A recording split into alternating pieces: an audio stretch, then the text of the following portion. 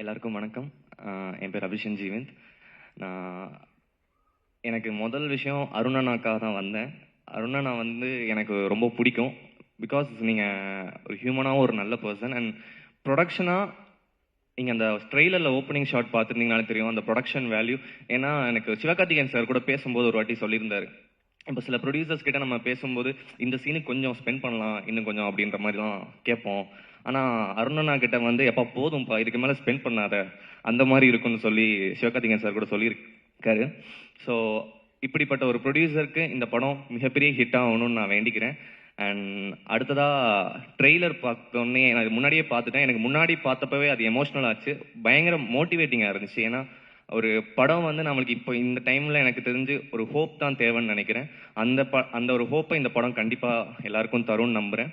And Sri Ganesh bro, உங்களுடைய 8 தோட்டாக்களுக்கு ஒரு பெரிய ஃபேன் நான். அண்ட் உங்களுடைய இன்டர்வியூஸுக்கு ரொம்ப பெரிய fan. Siddharth sir, amazing sir. உங்களோட ஒவ்வொரு லுக்குமே எக்ஸ்ட்ரானரியாக இருக்குது சார். நாங்கள் 25 வயசில் 25 சொன்னால் நம்ப மாட்டேங்கிறாங்க சார், 30 கேட்குறாங்க. நீங்கள் அவ்வளோ கன்வின்சிங்காக இருக்குது சார் அதில் ஸ்க்ரீனில் பார்க்குறதுக்கு. இந்த படத்தில் ஒர்க் பண்ண எல்லாருக்குமே, மீதா, சைத்ரா, உங்களோட சைட் பீக்கு ரொம்ப பெரிய ஃபேன் நான். And Amrit, extraordinary music. இந்த படம் மிகப்பெரிய வெற்றி அடையணும். டூரிஸ்ட் ஃபேமிலிக்கு நீங்கள் கொடுத்த அதே சப்போர்ட் இந்த படத்துக்கும் நீங்கள் எல்லாரும் கொடுத்து, ப்ரெஸ் பீப்புள் எல்லாருமே இந்த படத்தை நீங்கள் பெருசாக கொண்டு போகணும்னு நான் கேட்டுக்கிறேன். Thank you so much.